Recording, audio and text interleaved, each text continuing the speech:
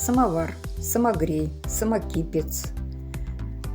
Это визитная карточка России, так же, как балалайка и матрешка.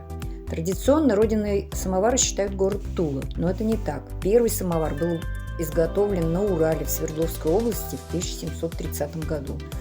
А вот в Туле первый самовар был выпущен в 1778 году, а к середине XIX века там уже работало 80 самоварных предприятий. Самовар имеет очень сложную конструкцию.